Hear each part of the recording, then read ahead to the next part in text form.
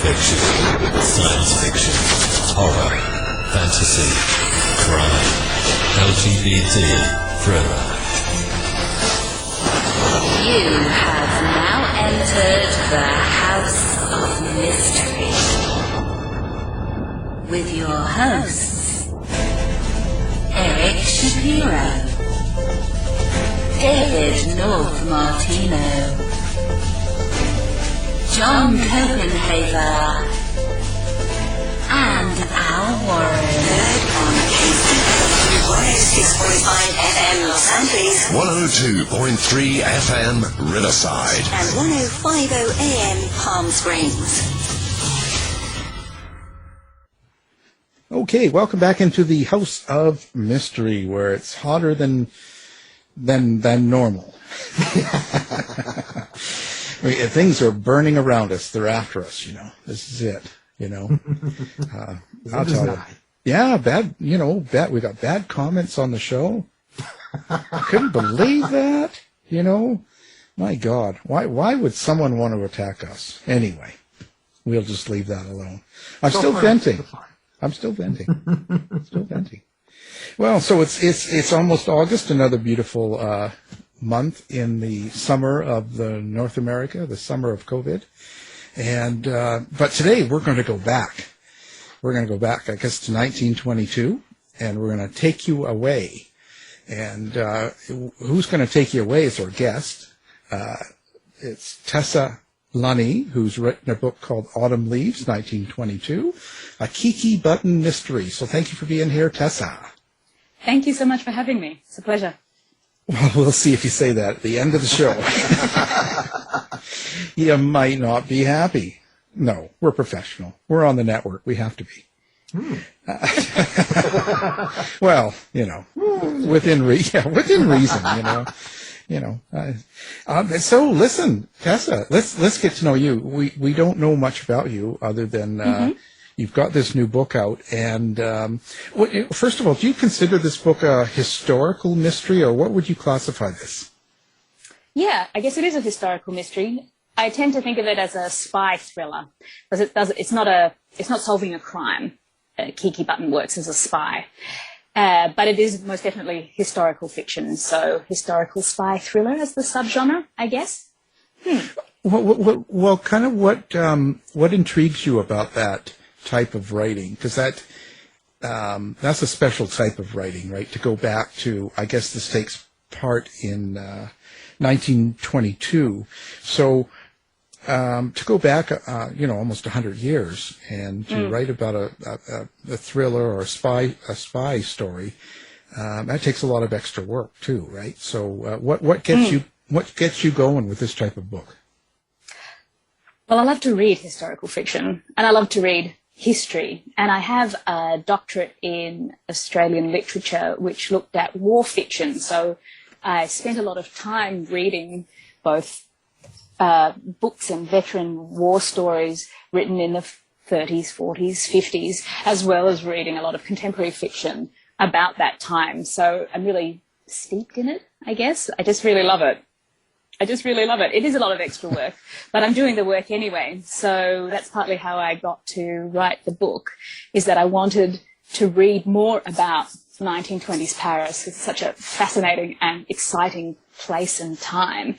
And I was trying to find a thriller. I was trying to find a crime novel that was set in that time. I found some set in the 30s. And, of course, there's Agatha Christie, but sometimes she can feel a bit period, a bit dated. I wanted something that had modern ideas, modern values. And searching, couldn't find it. And I realized, Tessa, you're going to have to write it yourself. If what you want is so specific. You're going to have to do it. Yeah, I mean, if you can't find it, write it, right?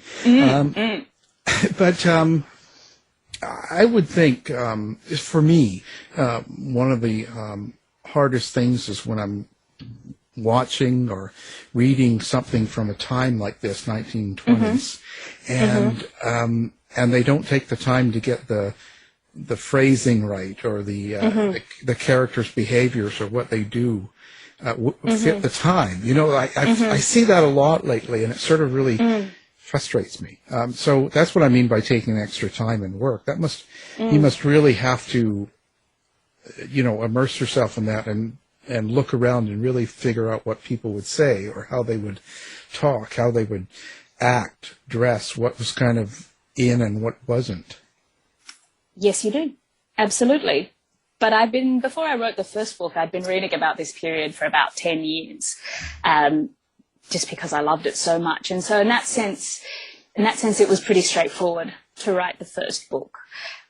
I've been reading a lot of books sort of written in this period, and one of the things that's so exciting about the 1920s, in my opinion, is that it feels so modern. It feels so contemporary. The things that they're talking about and the way that they talk and the way that they write, it doesn't feel far away. Virginia Woolf and T.S. Eliot and Hemingway still feel so precise and modern. They were so far ahead of that time, and that also made it easier. It didn't feel like I had to go back and rearrange how people thought.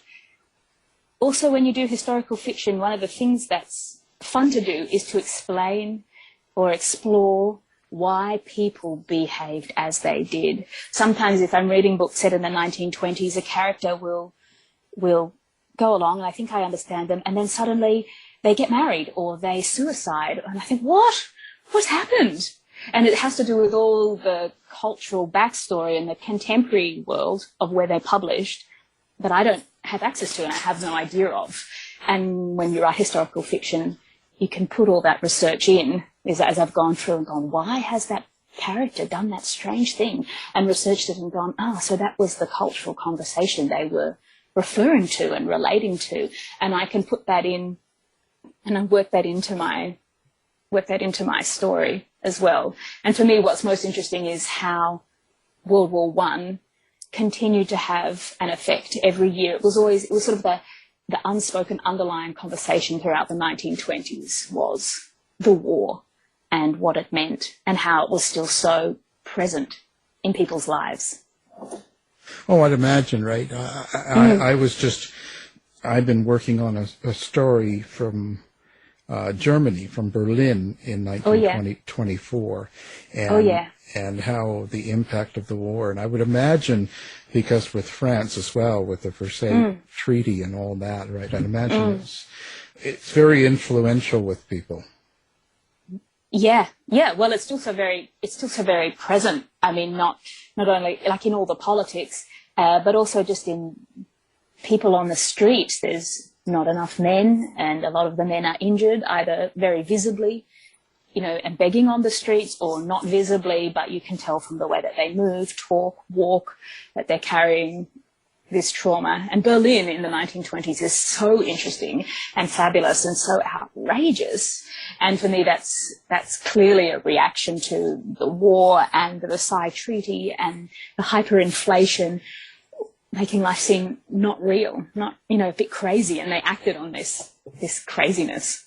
How interesting that you're writing about Berlin in the 1920s. I want to write about Berlin in the 1920s too. Well, it's because I'm writing around Fritz Haarmann. Mm-hmm. And Fritz Haarmann was the guy that, him and his lover killed at least 27 people. Yeah. And he would do it for the clothing and for the food, right? It was just like, it was the strangest thing. But I had to do so much period research and really, because people had to understand what was going on with the lack of food and, like you were saying, inflation and how many poor people there were and all of that. So, but yet there was great drag bars. Great drag bars. Yeah, the nightclub scene in Berlin, from everything that I've read, was just phenomenal. Like nothing, literally anything goes. Have you read Philip Kerr's Bernie Gunther series? No. Oh, I've read them all, but the final one, I've read them all, and they're about Bernie Gunther, who's a cop in Nazi Germany, and it's his progress through the war, but they're often written back where it's after the war and he's thinking about something that he was forced to do in the war. But the very final book is called Metropolis, and it's set in 1928, and the Nazis are just starting to take a hold as an idea, but they're not present. But he describes the nightlife, and I'm sure he researched it brilliantly, and some of the clubs he described are bizarre and awful, and amazing but also horrific. There was one with an electric chair where they conducted fake executions. Yeah. I mean, it's horrifying. But this is the people were so desensitized to violence and desensitized to a thrill that they had to kind of ramp it up again and again and again. And this is how people went and drank. I find it crazy. Phenomenal. Yeah. And the drags, and you know how the doctor in one of the research centers would get police passes for people that were drag queens or transitioning, and so he would give them so the police wouldn't arrest them. So in Berlin, you had tons of drag bars and drag queens hanging out. So it's just I just think, wow, it's crazy. That went on 100 years ago, and you'd think we'd be further by now, but well, a lot happened in the rest of the 20th century. Yeah, the Nazis came along and Nietzsche and all that stuff, and then half of Berlin was communist for a long time until 30 years ago. So a lot happened. But you'd think. You look back at the 1920s, or I look back at the 1920s and think they took so many leaps culturally, socially, and then so much happened. Yeah. And we had to take some of those leaps again. Yeah. It kind of reminds me of now, but all I can say is, writers from 100 years from now will probably be doing an interview just like this and talking about 2021 and the way people acted. Well, I hope they are. Well, maybe you can do that. Literally on fire. Yeah. Hey. Well, you just you'll be alive. Come on. Just as a floating head. Yeah, eat healthy and you'll be fine.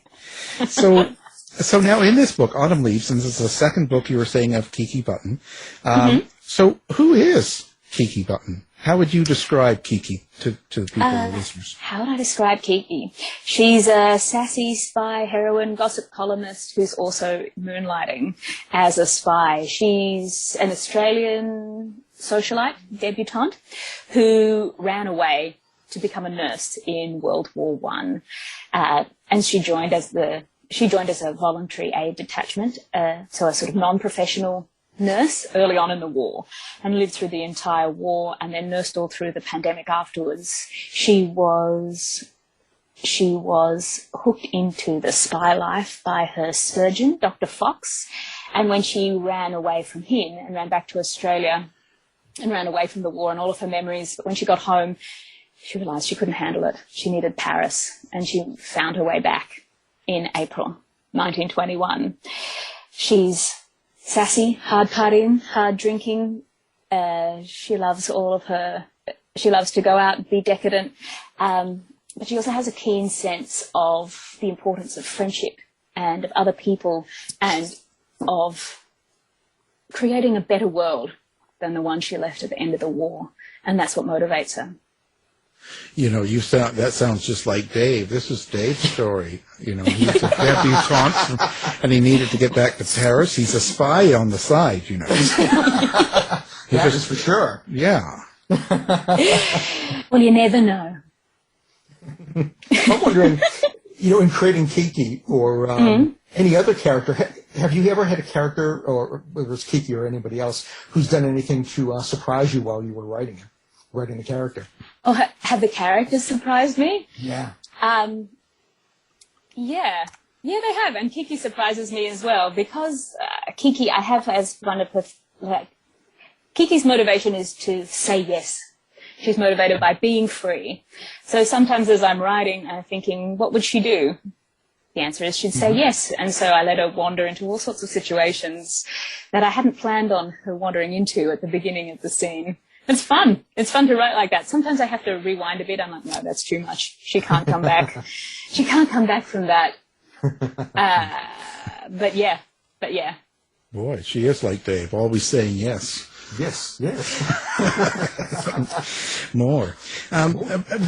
What do you hope Kiki demonstrates, or do you have a plan for the main character? Is there something you want her to accomplish for people to see? Do I That's a something I weird want one. her to accomplish for Yeah. people to see? Well, I guess there's two things, but it's not so much what the character would accomplish, but what I'm having fun with and what I'm trying to do with the books. And the first is that she's a really strong female lead, and although she has trauma, she's not burdened by her trauma. And so in thrillers, I've read a lot of sort of strong female leads who are either overburdened by their trauma and need to be rescued. And I didn't want to read any more of those women, or who have absolutely no trauma and seem to be impervious to the life that happens around them. And that for me doesn't feel real. So I wanted a character who was completely in control and the agent of her own life, even when life is difficult and forces you to take paths that you wish you didn't have to, that she has enough internal strength, even when it's difficult, to be able to choose her own life and choose the right thing and the right thing for her, even if it's not what other people would do. And so in the structure of the novel, that's what I'm trying to achieve, where she's in charge. She's in charge of the action, even when all of the pressure of the time wants to force her to be subordinate, particularly to the men in her life. And secondly, the thing I wanted her to do is to look at the rise of fascism in particular, and in general, fanatical ideologies that was going on in Europe in this interwar period. How does fascism start? How does it take hold? What are the conditions that make it take hold? What are people attracted to? What are people attracted to with like violent revolutionary communism? Because a lot of people were, and it was a really important force. But now, 100 years later, sometimes it can look very strange. And I can look at it and go, I don't even understand how it began. Was everyone mad? They can't have been mad, because that's just my great-grandparents and my grandparents' generation. And so to look at what people were talking about and what people were thinking, and have Kiki be right at the beginning of that and be in the middle of that and hearing what people are thinking, reading the news and going through it step by step, for me to try and understand how these ideas came about. And my thinking is through her, because it's all written in the first person, so I can explore my own research and explore my own journey from ignorance to ignorance, shall we say, through Kiki Button. So I guess it's those two things. Very interesting. You know, when you're writing Kiki, do you hear her voice in your head? I know I hear voices, so that's right. And do you have an inner monologue, or do you write more images and symbols and stuff like that when you're creating nonfiction? Oh no, I hear voices, definitely. Yeah. I definitely. It's like I see it sometimes, like I'm watching a film and I just transcribe it.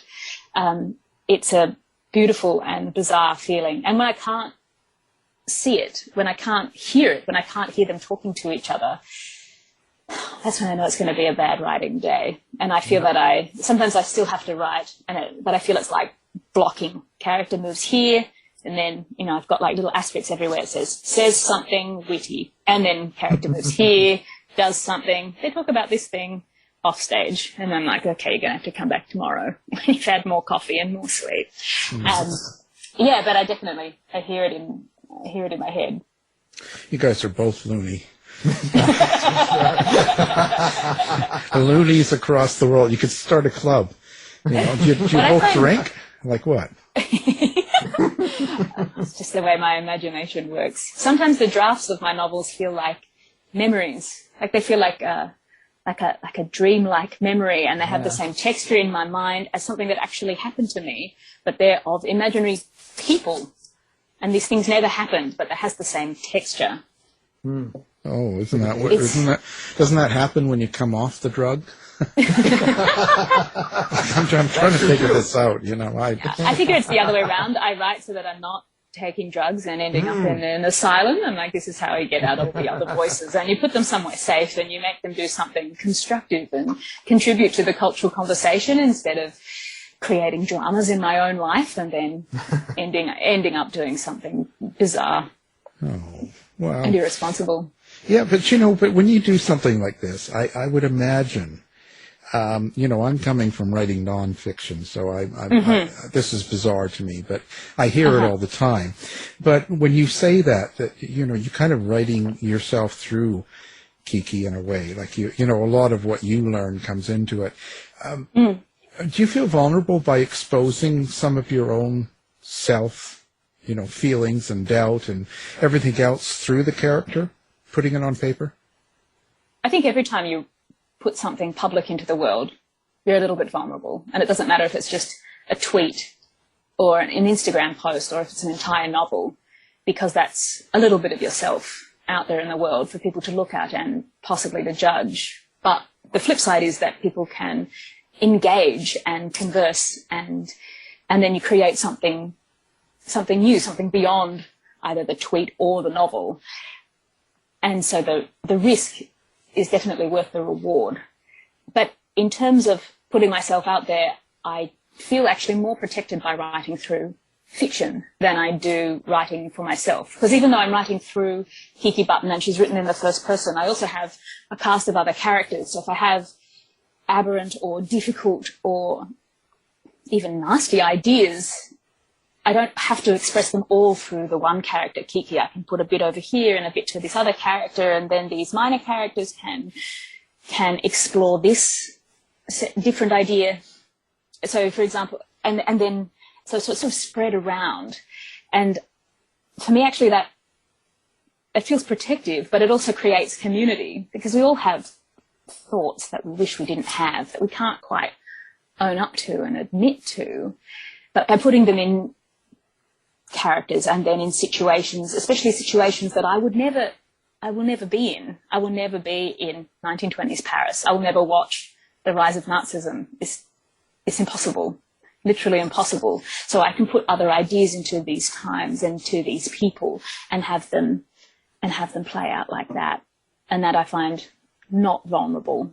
In fact, I find it interesting and and protective. And when I read it from other people, I feel that there's a conversation going on, me as a reader to other people's writing and other people reading my writing as well.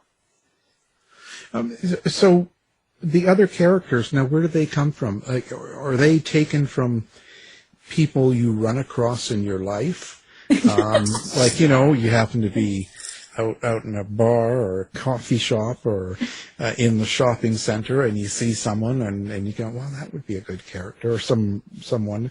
Is that kind of where they come from? They come from all over the place. Sometimes they're all just bits of me. Sometimes they are inspired by, I guess, particular friends or particular people. But then I change them so that they're not an exact comment on that person. They've just got, sometimes it's just a feeling. Sometimes it's just a way of communicating. Me and a particular friend talk in a particular way, and I've given it to one of Kiki's friends. And then sometimes it's things that I've read. A lot of it is things that I've read, or commenting on different tropes in other books as well.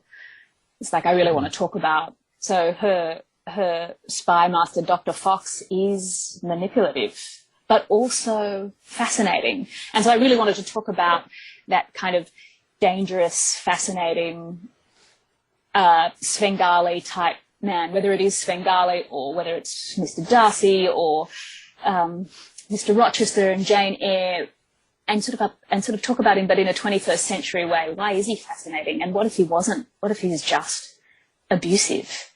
And where's the line? And how does it function in literature? And I find that really super fun. So yeah, it's not all people I know. Sometimes a lot of it is commenting on what I've read.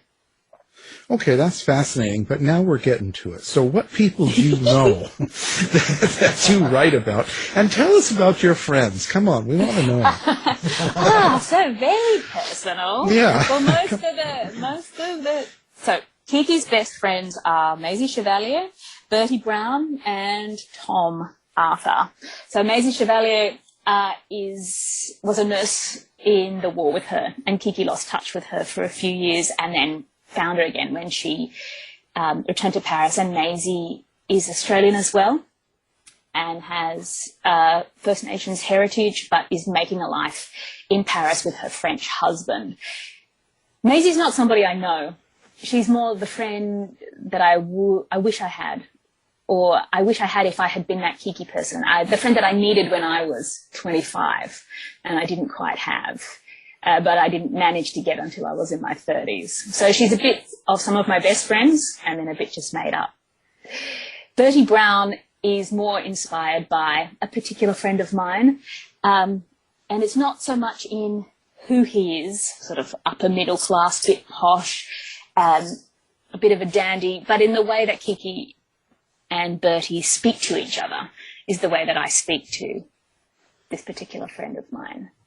And Tom is also talking about an archetype, the tall, handsome, country-born yet still sophisticated Australian man. And he's got a bit of a growly voice, and he has a very sort of hyper-masculine yet larrikin presence. He's a big figure, I guess, in the Australian cultural conversation. So but he's sort of another one of these Teflon people where it seems that life doesn't affect him. He's always Mr. Chesty Bonds. He's always the larrikin digger and the Anzac and the soldier Crocodile Dundee, and he's not changed by his life. And so I wanted to talk about, well, what if this man was changed by the things that happened to him, as so many Australian soldiers who had participated in World War I were deeply affected by what had happened to them. So I've met and dated some of these men, but because he's such a strong cultural idea,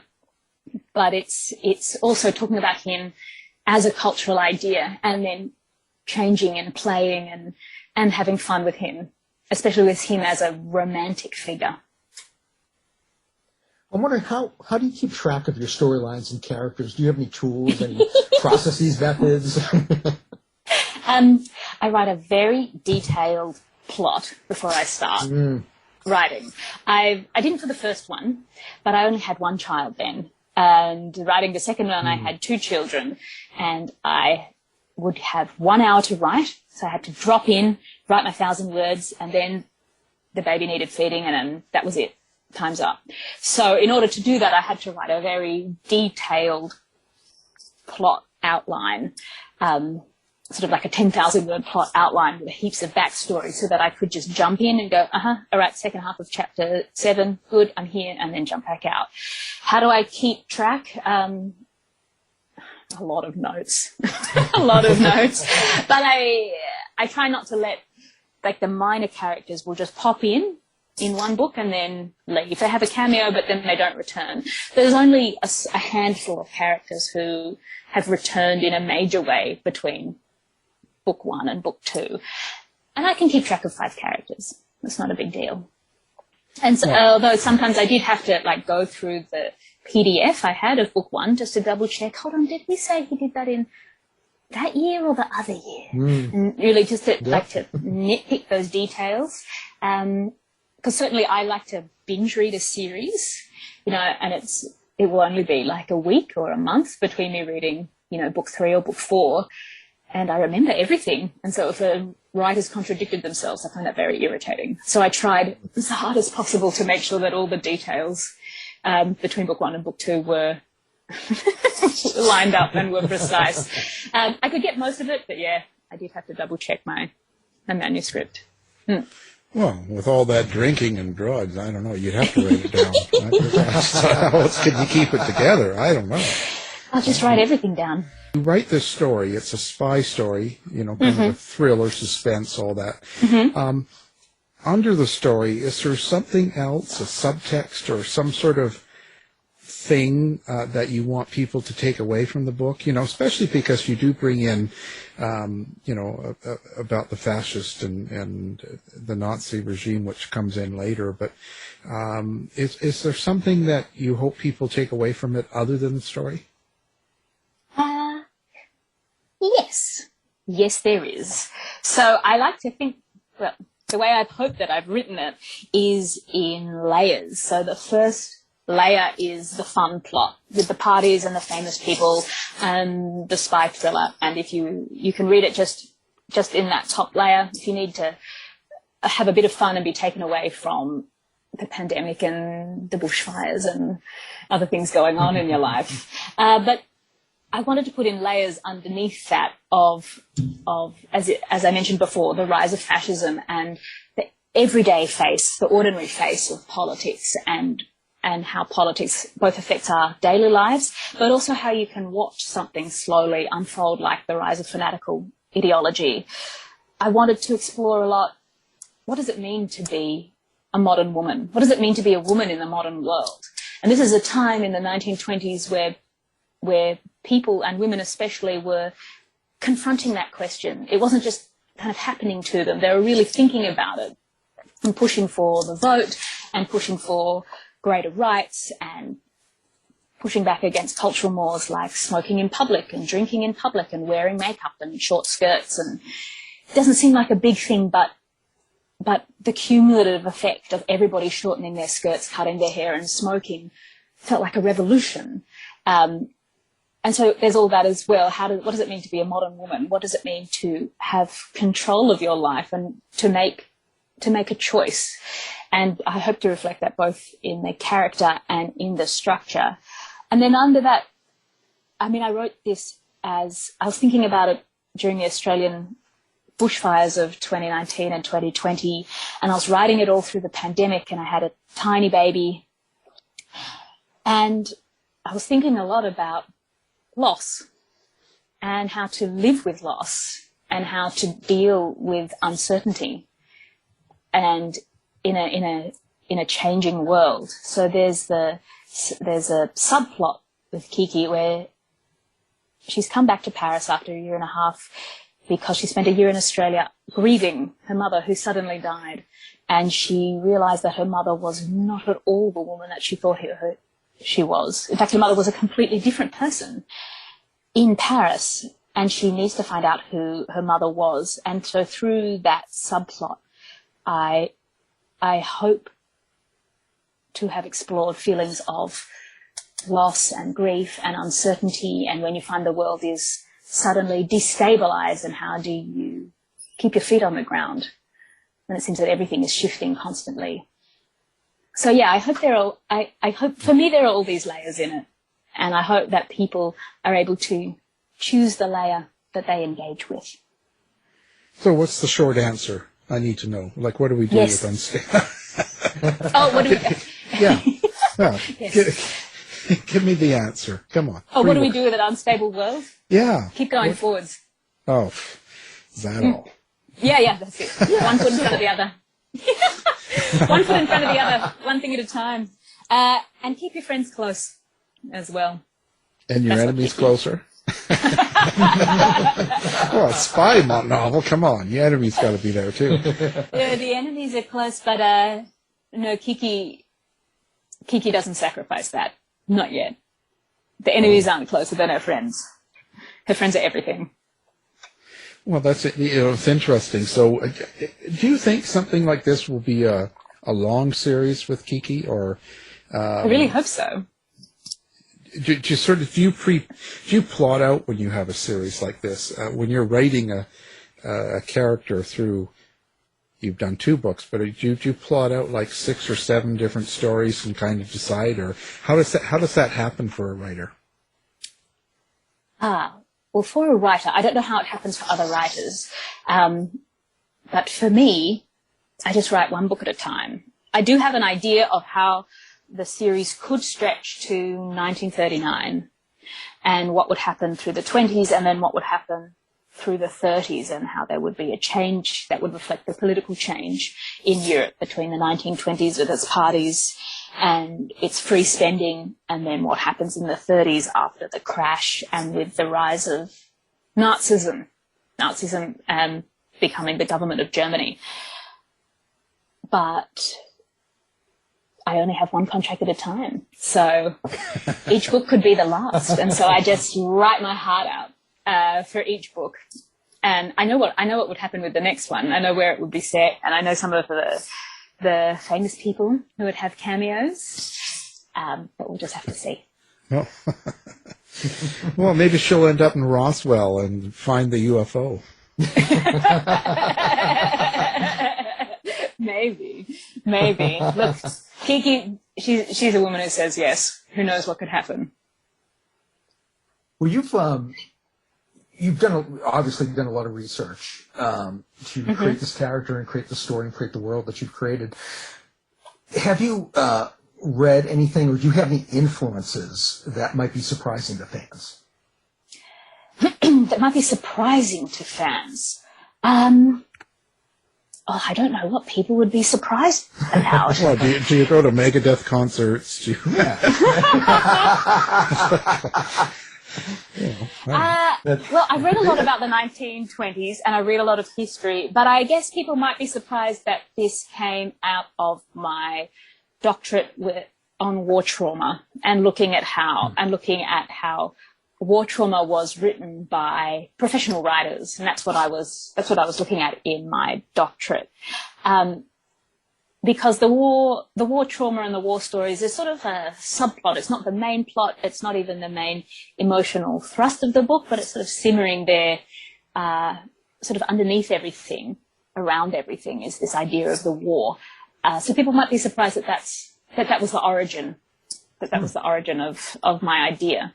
Originally, I had a huge idea of a World War I series that was a crime, but also romance and satire and absurdist as well, and comic, and then that idea was just much too big, it wouldn't work. So I cut it in half and wrote a more, at the same time I was writing a more serious World War I book and the first Kiki Button book, April in Paris, 1921. But April in Paris almost wrote itself. It was just too easy. And that's where it came from. So I guess that would be surprising. How much I'd read about trauma. I mean, I just, come on, there's more to it. She just doesn't want to tell us yet, but that's okay. Don't worry, we won't tell anyone. If you want a specific answer, you should ask me a specific question. Yeah, there you go. See? Yeah, no. How has this changed you? Like, and I mean this, like when you complete a book and it's finished, all the edit, everything's done, and it's about to be published. Do you feel like you've been through something? Does it sort of change you in a way? Well, yeah. I mean, it's amazing to finish a book and to complete a work. It makes you feel proud, even if the work is no good. You feel proud that you've reached the end. But because I guess, how do I phrase this? In two ways, it changes me. Firstly, that I'm thinking through ideas of the contemporary world through this historical template, like the rise of fascism and what does it mean to be a modern woman, thinking through these ideas, then I do come to some conclusions, not necessarily a resolution, but to some ideas through the writing of it, through the end of the book. Secondly, it's been a very emotional year and a half, shall we say. We've all felt it through pandemics and riots and fires. And so to be able to write through some of these emotions in the book changes me. I'm not just holding on to everything. There's some way to let it out and then to communicate with other people, with readers, and then reading their work and to participate in that conversation. And that changes me as well. And thirdly, just in terms of my craft and my writing, every time I complete a piece, whether it's a poem or a short story or a novel, I've had to really think about what I'm trying to do and how to use this medium of language and just these little symbols on a page to say something that's important to me, and often in a way that's quite oblique, especially when you're using historical fiction. I find that I'm actually writing about something else, and the historical moment is the template. And so how to push the language to make the template into more of a mirror to reflect something that I'm thinking and feeling about the contemporary world. So each time I hope I just get a little bit better. Not a lot, just like a thumbnail better every time. So I guess that's how it changes me. After, writing, the darker aspects of stories, do you have a way to decompress, or do you even need to decompress? Can you just move on to the next thing? Often the writing of the darker aspects is the decompression, because the darker aspects come from my personal life, and then I can decompress through the writing. But that's not always the case. So when it's often the reading that I need to decompress from. As I mentioned, my doctorate had a basis in trauma theory and war trauma. So I learned how to Lindy hop in my doctorate. I learned how to swing dance. So, and I love it. But yeah, that's what I would do, is that I'd read books about the most horrible things that people can do to each other through the day. And then in the evening, I would dance. That's how I let off steam. Yeah. And now I don't dance that much. Well, it's a pandemic. I can't. But I have 2 small children, and they love to laugh and they love to play. And so that can be a great decompression as well. And they don't care about anything but right now, what's here in front of them. And they just want to have fun. And if I'm a bit scratchy or upset, then that makes them scratchy and upset. It's like they catch it from me. They're sensitive to it. And they whinge more and they cry more and whatnot. But if I walk in with a bit of a bounce and a smile, and then they bounce and smile, and and so sometimes I might fake it. I'll fake it for a few minutes and get them bouncing, and then their bouncing makes me bounce, and then we're all smiling, and I can decompress that way. Wow, it's too complicated for me. Oh boy. So listen, how do people get a hold of you? How do you want people to find you? Like, do you have a street address or a phone number or a website, or like, because this is the day of social media these days. So Sure is. So I do have a website, which is my name, tessalunny.com, and you can subscribe to my posts, and through the website you can get onto my Instagram accounts, with my personal account, and also my Kiki Button dedicated account, which is just about Paris in the 1920s.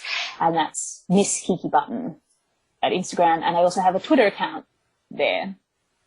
So people can contact me through any of those ways. That's Miss Kiki Button if you're nasty. So it's interesting. How did you must have been writing a lot of this during the last couple of years with all the tense times and stuff.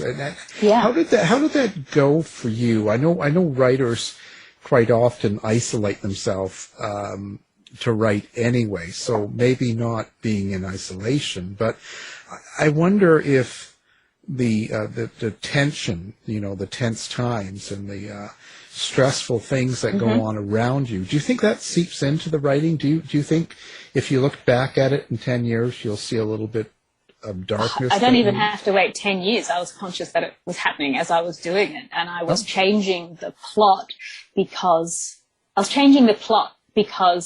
the world was too much, and I needed to both reflect that and escape at the same time. So I will say that Australia, and where I live in Sydney, didn't suffer as much with the pandemic as the States did. I feel very lucky and grateful that it wasn't so bad here. But nonetheless, we did have lockdowns, and I did have a tiny baby, which made me extra fearful of what might happen, because certainly at the beginning we didn't know how it would affect us. And then the Black Lives Matter protests happened as well, and then the way that sort of happened in Australia, and then still the pandemic, and then the leftover from the bushfires. Yeah, it felt heavy. The world felt heavy. And it definitely found my way into my writing, partly with in all sorts of ways. So it's set in autumn, in late October, in Paris. And as I was going through the manuscript, I realized how many times I used the word grey. The stone was grey, the sky was grey, the streets were grey, it was often raining, Kiki's unhappy. So something really small like that. There's a lot of images of greyness and flatness and tipping into darkness. And then secondly is the rise of fascism and the political conversations and the revolutions. And thirdly, with what the characters are dealing with, it's been 4 years since the end of the war, and things are starting to rise to the surface. They suppressed a lot, and they don't have the energy to suppress things anymore. And so our memories and fears and nightmares are rising to the surface, and they have to deal with them now, and they can't get away.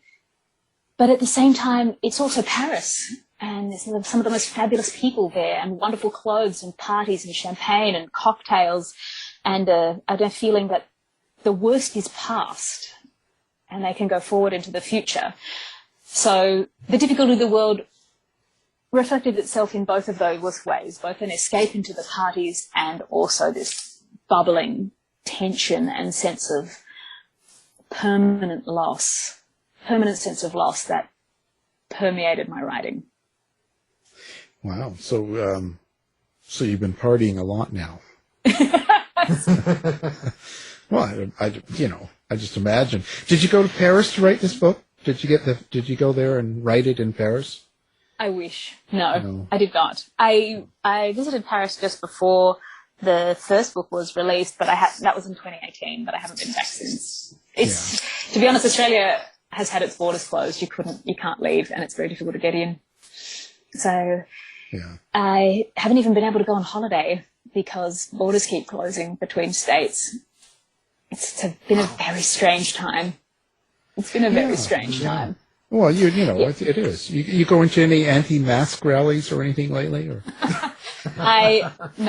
No, I'm not. In fact, Sydney's in lockdown at the moment, so I'm not leaving my house without a mask as mandated by the government. So yeah, we just went in lockdown yesterday at midnight. So again. Oh. Well, add it to the fires and things can only get better, right? I'll sit down and read your book and that'll make me feel better. Right? Well, I hope so. That is my dearest wish. See, I knew it. So what's next for Tessa? What's next? Well, I have an idea for Kiki Button in 1923.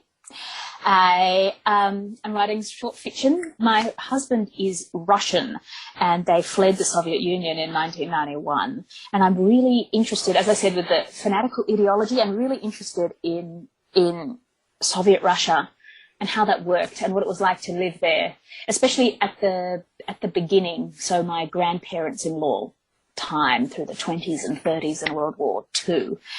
And of course, I have another idea. I'm writing another novel set in the Sydney bushfires. I really have to write that out. I don't know if it'll be any good, but it's something that I just need to write for myself at least. And then I have more ideas, and I just need more time. Yeah. And that's fascinating. Do you ever? So when you talk about getting into Russia and you talk about the this ideology, do you ever think of writing kind of just a nonfiction book in that area? You know what I mean? Just a fact thing to let people know what's going on. There are so many people who've done such a good job, a much better job than I could do. I would do it if I felt that I could add something to the historiographical conversation. So I read some fabulous books as research for Autumn Leaves 1922, and one was called The Crucible by Charles Emerson. Right. So he's a trained historian, but he wrote it's called The Crucible, how sort of the beginning of the modern world, 1917 to 1924, but it's written like a diary of this thing happened on this day, and it's all written in the present tense. So as you read it, it's like it's happening right now, and that's really interesting way of writing history and making it really present. So it has this, as I said, it reads like a diary, so it's almost like a novelistic conceit, but it's all beautifully researched and footnoted and everything like that. So if I could find a way to add to the story, perhaps using my husband and his family's story and ideas to explore what was happening in Russia at the time, then yeah, I would consider it. But I tend to think through fiction. That's what I'm trained to do, and it's what I read a lot of. And when I have these ideas, I don't tend to think of it in terms of its history, but then to turn the history into fiction and have the characters, I say my family, I make one person into two or three, and I add people who weren't there in order to explore the ideas in a different way. I like the way that fiction can become so intimate, although, to be honest, a lot of the history that I've read recently is becoming more and more like that. The line between history and non-fiction and fiction can become very thin, very porous, shall we say. Yeah. And I find that really interesting, the books that are written right on that porous line, either as the non-fiction or the fiction, and the movement between the two. Mm. Yeah. Conspiratorial. Suspicious. Yeah, we know the type. We run across them all the time. So yeah. So I wouldn't rule it out, but that's not where my ideas are going at the moment. Yeah. I think there are some words that definitely should be used more, like bumptious. I think bumptious should definitely get more of an outing. Bumptious and scrumptious. There we go. They're going to be my words of 2021. Bumptious. Well, there you go. What does bumptious mean? I'll read it. Bumptious means sort of pushy, but bumptious, irritatingly self-assertive, according to Google, and impossibly bumptious and opinionated bore. There you go. Oh, is that what you're calling me? Wow. I've been called all sorts. Isn't it a great word, though? Bumptious. And it's so opposite to scrumptious, and they sound so similar. I'm like, they've got to be used together some way. They've got to be used together. Bumptious and scrumptious. And the person being told wouldn't know it. I mean, I didn't know. I was being told that. Jeez. Yeah. Scrumptiously bumptious. There you go. Yeah. Maybe that's how you can. That's your new handle. Now I'm ready. Well, now I'm set. We've learned a lot, and my God. And you've done it all. You've done it all. Look at you.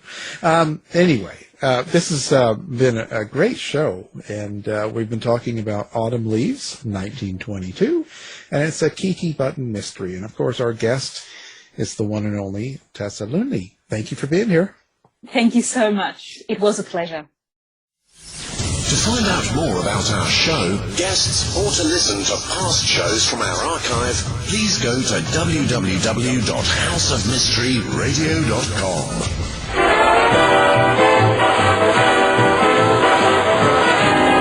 The mission has been completed. The end! By George, he's got it! It is the end! I'll see you. If you're lying to me, I'll be back. This has been a production of Something Weird Media.